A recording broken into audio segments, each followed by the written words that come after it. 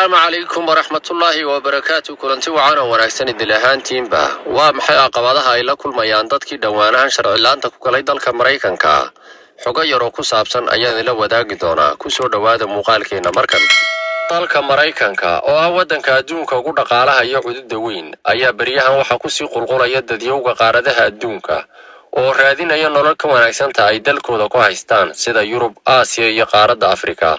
oo iyadu ay jirtay xilli dadkeeda loo iibgeyn jiray Mareykanka ayaa imika waxay dadkeedii rafaad badan u marayaan lacag badan ku bixinayaan sidii ay Mareykan u gaari lahaayeen waa xilliga adoonsiga haddaba dadkan sharci darrada ku galaya dalka Mareykanka oo boqolkiiba 95 ka gala xuduudka aadka u khatarta badan ee Mexico iyo Mareykanka ayaa waxa la yiri bariga hore qofku markuu Mareykanka galo amba uu tago si uu ku tagaba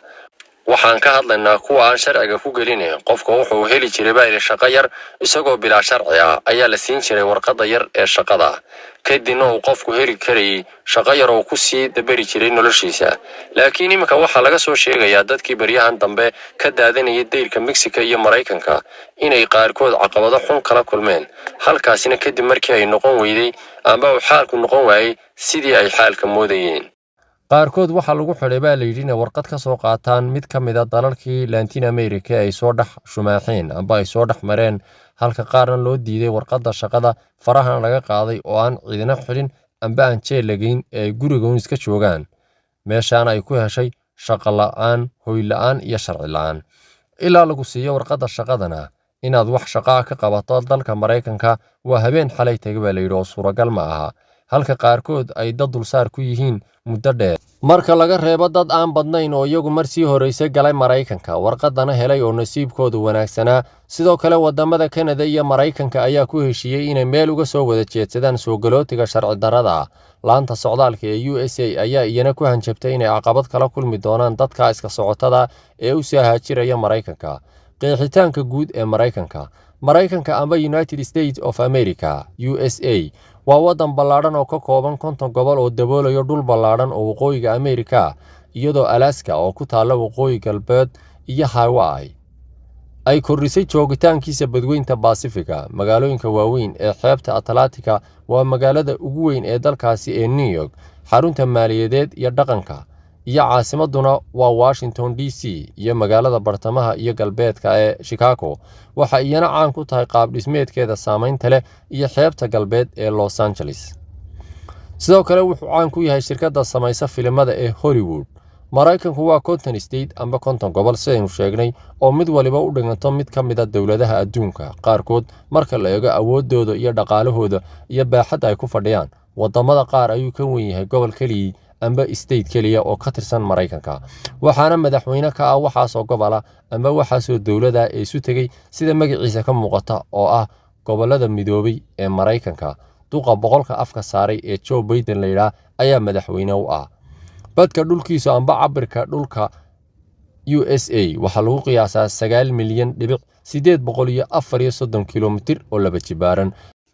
halka population-kiisu yahay 331 milyan dhibic 9 waana dalka saddexaad ee ugu dadka badan adduunka sidoo kale waa dalka afraad ee ugu dhulka weyn caalamka dhinaca kale xuduudda u dhaxaysa Mexico iyo Mareykanku waa mid ka mid ah xuduudaha adduunka ugu adag ee ugu khatarsan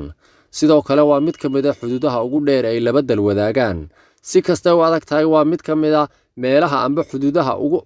ugu badan ay dadka sharci darrada iskaga gudbaan ilaa 100,000 ayaa sanadkii xuduudan maraba la yiri iyagoo sharci darra oo Mareykan galaya kana yimid qaaradaha kale ee adduunka haddii aad maqasho Mareykanka amba Canada ayaa qaxoonti qaadanaya amba dad qaadanaya waa xilli iyagu qorshaysteen oo u baahan yihiin oo ay dejinayaan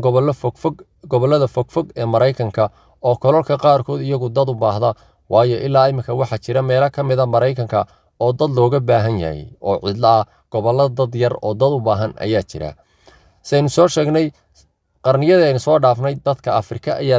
laga iibin jiray iyadoo loo geynayo Latin amba waqooyiga Amerika gobollo ka mid amba dhul ka mid oo cidla iyadoo dad lagu beerayo dadka badan ee Amerika amba waqooyiga Amerika ku nool imkana waa dadkii Afrika iyo meelo ka mid ah laga qaaday amba Latinka kalaba laga qaaday barta lagu beeray ayaa la oran karaa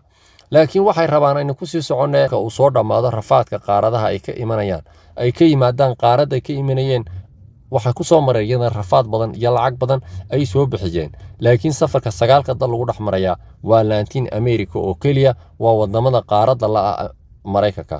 ee kuwa Afrika ka yimid waxaa laga yaabaa in uu soo dheeraa rafaad badan iyo kharash badan oo qaaradda ay joogeen dhexdeeda ku soo galeen intay qaaraddan imanayeen laakiin dalka Mareykankuna weli waa kan ugu fursadaha badan adduunka sanadihii ugu dambeeyay waxa si sahal ah ku tagay dad badan oo Soomaali ah oo bulshadu aad u taqaano oo ka caanka ah baraha bulshada sida TikTok, Facebook iyo YouTube oo wada aragteen dad Afrika ama Yurub aad ku ogeyd iyagoo ka soo hadlaya magaalada San Diego ee gobolka California oo ah mid ka mid ah magaalooyinka ugu dhow xuduudda Mexico iyo Mareykanka muuqaaladii ugu dambeeyay ee laga soo duubay amba laga soo gudbiyayna waxa ka mid ah iyada oo la soo duubay farqiga u dhaxeeya dadka burburan ee ka daadanaya xuduudda iyagoo shabaga dhexdiisa ka dusaya dadka dhuudhumani kuwa burburana ay ka gudbi laayihiin amba ay dhaafi kari laayihiin oo kuwa dhuudhuman iyagoo waxay marayeen daldaloolka shabaga dhexdiisa ay ka dusayeen iyada oo ay iska ilaalinayaan ciidanka xuduudka ilaalinaya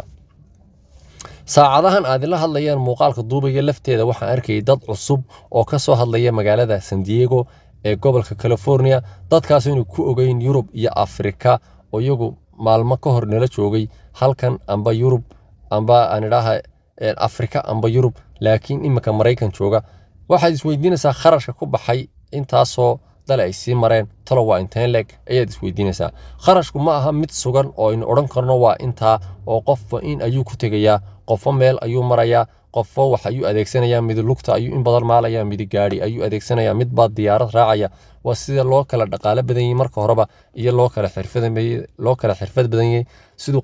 qofku u hagayo iyadoo xagga dadka qaar laga soo hagayo oo la soo maamulayo amba si fiican loo soo hagayo laakiin